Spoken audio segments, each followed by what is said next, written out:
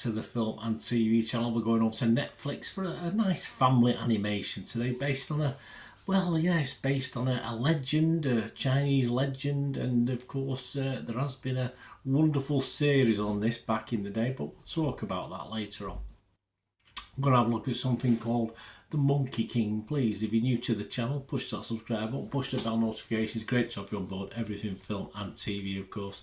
And if you are pushing buttons, if you can just press that little like button, a little bit of effort goes into these, so it's nice to get those likes and thumbs up. So if you can do that, I'd be very grateful. Yes, it's a PG rated, 92 minutes, yeah, a little bit, perhaps 10 minutes too long, but it's okay, it's fine. Computer animated fantasy action comedy directed by Anthony Stacchi. The film inspired, of course, by the epic Ming Dynasty classic Journey to the West and produced by Pelin Chu with Stephen Chow as executive producer.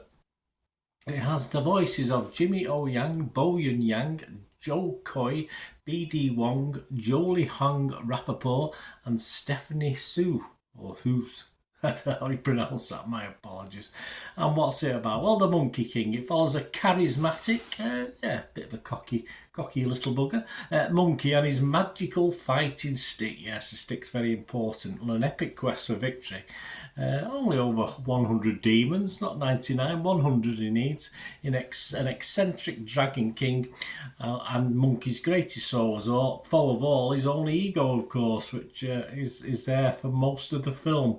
Along the way, a young village girl challenges his self-centered attitude and shows him that even the smallest pebble can have a big effect on the world. That's Lin, yeah, that's probably the one I sort of went with in this sort of Lin. As I say, the Monkey King got me nerves just a little bit.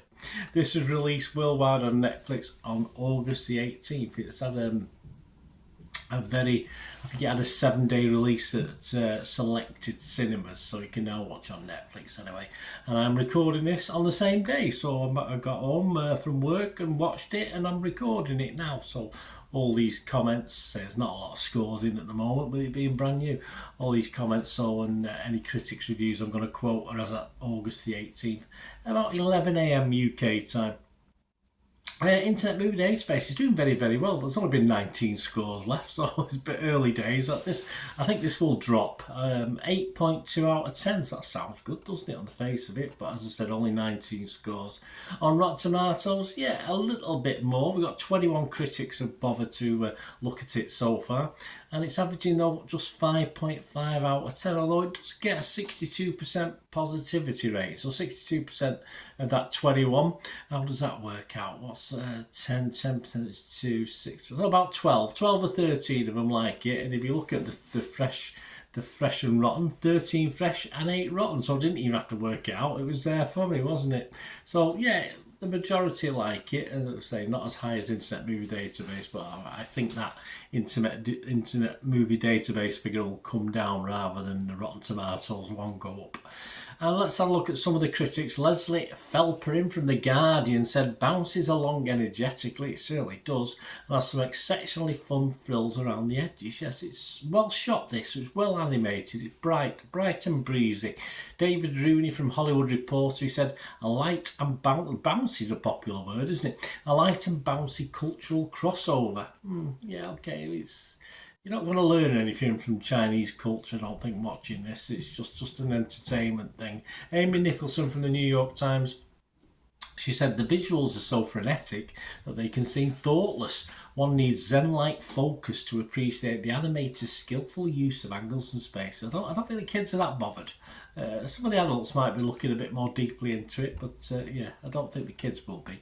And just to get a Chinese point of view, although he's not a Chinese person, but he writes for the South China Morning Post, we've got James Marsh. He says, the film's Chinese mythological elements feel wholly cosmetic. Characters, dialogue and musical numbers all follow the familiar formula of Pixar, Illumination and other Hollywood studios. Well, nothing wrong with that. They're entertaining people rather than offering any insight into the original legend. Well, it's not there, James. We're not there, I don't think, to be educated in this. It's purely taking a legend, taking a storyline and adapting it for the screen for a Western audience. And unfortunately, as I said, there's very little to learn about the legend from it. On my thoughts, of course, again, there was probably very little to learn about the legend when I watched this back in the day. Of course, the original live-action Monkey TV series, when that first aired a long time ago, probably the early 70s or something like that. I mean, it was a breath of fresh air because there wasn't that much on UK TV at the time. We probably only had the 3 channels at the time, so it was a breath of fresh air. I might be going further back than it was, but it feels like that long ago anyway.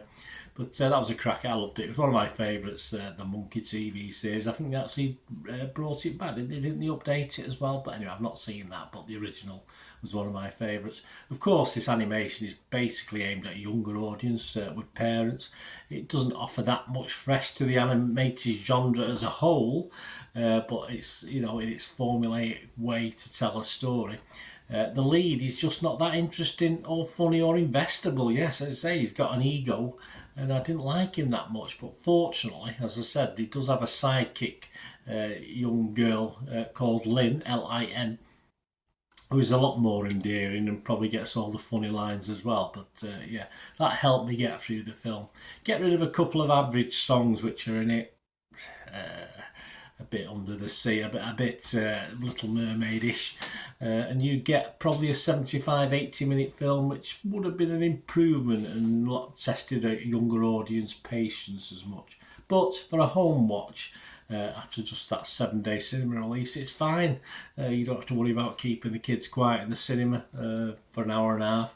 And at home, it's an ideal watch really for all the family to sit down and have a watch of this, and the kids to wander off and come back and watch a bit more. But as far as animated Netflix series go, I'm going to finish on a positive. Yeah, it's certainly one of the better efforts for me. As I say, you're not going to learn too much about the original Chinese legend, but if you watch it just to be entertained, it's very, very well done. And looks as though there might be more. It did leave itself open to a sequel, but we'll see. Would I like to see a sequel? Yeah, I wouldn't mind, but perhaps with the old Monkey King a little bit nicer and funnier. I'm not too sure. He didn't. I think the original series, I liked all the characters, but hey, that's how it is. That's how he was portrayed. My scores, right? Yes, I would be fresh on Rotten Tomatoes. I would be positive on Metacritic. I say there's nothing on Metacritic as yet. And Internet Movie Database, I would add my score to that 19. It would drop slightly because I'm going to give it a 6 out of 10, which is my watchable score. I think a younger audience will like it, but as I say, as far as Mr. Marsh are concerned in China, it's not going to teach them too much about Chinese legend, that's for sure. But perhaps I'll want to read up and find out a little bit more, like I probably do now actually. And I watched the original Monkey series without thinking too much about it. But these days, there's an older head on, so perhaps I'll find out a little bit more as well. Let me know what you think, guys. Until we meet again, that's one thing to do. Please stay safe, everyone. Bye for now.